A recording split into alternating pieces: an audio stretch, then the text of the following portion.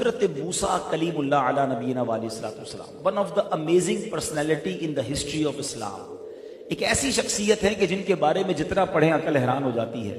سب سے زیادہ قرآن کریم میں جس نبی کا ذکر ہے وہ حضرت موسیٰ علی نبینا علیہ السلام۔ آپ کی ولادت سے پہلے کا سینیریو کیا تھا ذرا سمجھیے گا حالات کو۔ مصر کی سرزمین میں فرعون کا غلبہ تھا، کفر و سرکشی اور اس کا تکبر انتہا کو پہنچ چکا تھا، اور اس نے خدائی کا دعویٰ کر دیا تھا کہ اس کو کسی نے بتایا تھا ایک خواب کی تعبیر میں کہ کوئی ایک بچہ ایسا پیدا ہوگا جو تمہاری ہی سلطنت میں سے ہوگا اور وہ تمہیں ہلاک کر دے گا، تمہیں برباد کر دے گا اور اب تمہارے مصر پر قبضہ کر لے گا۔ حکم جاری کر دیا کہ بنی اسرائیل میں جو بھی لڑکا پیدا ہوگا اس کو قتل کر دیا جائے۔ اب وہ لڑکوں کو قتل کرنے لگا اور یہاں تک کہ کئی لاکھ بچے قتل ہو گئے۔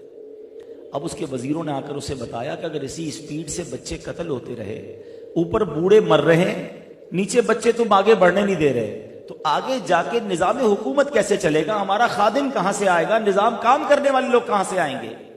تو پھر اس بے وقوف آدمی نے یہ حکم جاری کیا کہ 1 سال لڑکے قتل کیے جائیں، 1 سال کے لیے چھوڑ دیے جائیں۔ تو جس سال بچوں کو چھوڑ دیا گیا اس سال حضرت ہارون علیہ السلام پیدا ہوئے، مگر جو قتل کرنے کا سال تھا اس میں حضرت موسیٰ علی نبینا علیہ السلام کی ولادت ہوئی۔ وہ کہتے ہیں نا، ہم سنتے ہیں جسے اللہ رکھے اسے کون چکھے۔ آپ کی والدہ کا نام تھا یوحانز اور آپ لاوی بن یعقوب کی نسل سے تھی۔ اللہ کریم نے خواب میں یا فرشتے کے ذریعے ان کے دل میں یہ الہام ڈال دیا کہ حضرت موسیٰ علیہ السلام کو تم دودھ پلاؤ، اگر ہمسایوں کو پتہ چل جائے اور وہ شکایت کریں فرعون کی طرف تو بے فکر ہو کر حضرت موسیٰ کو اپنے بیٹے کو دریائے نیل میں ڈال دینا، اور ہم اس کی جدائی کا غم نہ کرنا، ہم تمہارا بیٹا تمہاری طرف لوٹا دیں گے۔ اب یہ کیسا ماں کا دل تھا، ماں اپنے بچے کو دریا میں ڈالے، کبھی دنیا میں سنایا؟ مگر اللہ کی وہ بندی کیسی ہے، رب پر بھروسہ کیسا ہے، اللہ کے وعدوں پر یقین کیسا ہے۔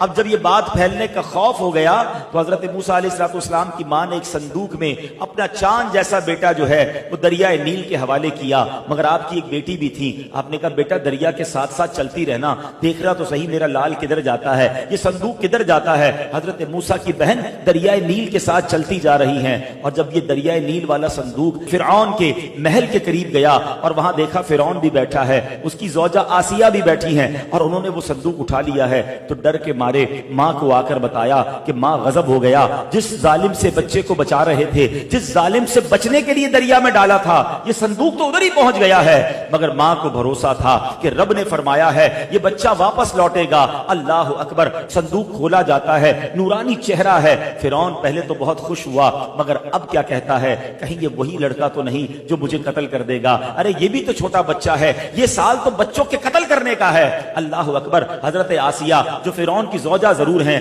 مگر اللہ والی ہیں، انبیاء کی نسل میں سے ہیں، فرعون کبھی انہیں چھو نہ سکا تھا۔ حضرت آسیہ کیا کہتی ہیں، دیکھو تو صحیح کتنا نورانی چہرہ ہے، اور یہ تو سال سے بڑا لگتا ہے، تم نے تو اس سال والے بچوں کو قتل کرنے کا کہا ہے نا۔ حضرت موسیٰ کی گروتھ بڑی اچھی تھی، آپ کی ہائٹ بڑی اچھی تھی، اور اب وہ کہتی ہیں یہ بچہ ہماری آنکھوں کا نور بنے گا۔ بہرحال فرعون کو کسی طرح اس نے راضی کر لیا، مگر یہ تو بچے کے دودھ پینے کی عمر ہے نا۔ اب بچے کو دودھ پلانے کے لیے آیا لائی گئیں، خواتین لائی گئیں، وہ کسی کا دودھ نہ پیے، اور وہ رونا دھونا مچا رہے تھے۔ حضرت موسیٰ کے پاس ان کی بہن پہنچ گئیں، اور وہ جا کے فرعون سے کہتی ہیں ایک خاتون کو میں جانتی ہوں، وہ بڑی پاکیزہ خاتون ہے، اور مجھے امید ہے یہ بچہ ان کا دودھ پی لے گا۔ اب فرعون نے کہا کسی طرح کوئی ایسی عورت لاؤ جس کا یہ بچہ دودھ پیے۔ اللہ اکبر، اب وہ بہن دوڑتی ہوئی ماں کے پاس آئیں کہ ماں چلو اپنا کام ہو گیا ہے، فرعون کے محل میں چلو، اب تمہیں اپنے بچے کو ہی دودھ پلانا ہے۔ اللہ اکبر، وہ ماں جب فرعون کے محل میں جاتی ہے، جیسے ہی حضرت موسیٰ نے اپنی ماں کو دیکھا، اپنی ماں کی خوشبو پائی، وہ خاموش ہو گئے۔ فرعون تھا بڑا شاطر، کہتا یہ بتاؤ اس بچے سے تمہارا کیا رشتہ ہے، یہ تمہیں دیکھ کر خاموش کیوں ہو گیا ہے؟ اب یہ بات بڑی سینسٹیو ہو چکی تھی، مگر آپ کی والدہ کہتی ہیں میں ایک پاکیزہ خاتون ہوں، میرا دودھ بھی بڑا پاک ہے، جن بچوں کے اندر نفاست ہوتی ہے، جو بچے نیک فطرت ہوتے ہیں، وہ میرا دودھ سکون سے پیتے ہیں۔ اللہ اکبر، حضرت موسیٰ اب پھر ماں کی گود میں آ گئے ہیں، اس محل میں ماں کی گود میں آئے ہیں جدھر سے ڈر تھا کہ قتل کر دیے جائیں گے۔ یہ ہے اللہ کی تدبیر۔ اور آگے سنو، جب ماں نے دودھ پلایا حضرت موسیٰ بڑے سکون میں آ گئے۔ تو اب کچھ دنوں کے بعد آپ کی والدہ کہتی ہیں اجازت ہو تو میں اپنے گھر لے جاؤں، ادھر ذرا صحیح اس کی پرورش کر لوں گی۔ فرعون کہتا ہے ٹھیک ہے تم اپنے گھر لے جاؤ۔ روزانہ دودھ پلانے کی ایک اشرفی دی جاتی، ایک سونے کا سکہ تحفے میں دیا جاتا۔ اللہ کی شان دیکھو کہ جس ظالم سے بچنے کے لیے اس خوف سے دریائے نیل میں ڈالا گیا تھا، اللہ نے ماں کی گود میں بچہ واپس بھی عطا فرمایا، اور ماں اپنے بچے کو دودھ پلا رہی ہے۔ روز بادشاہ کی طرف سے انعام بھی ملنا شروع ہو گیا۔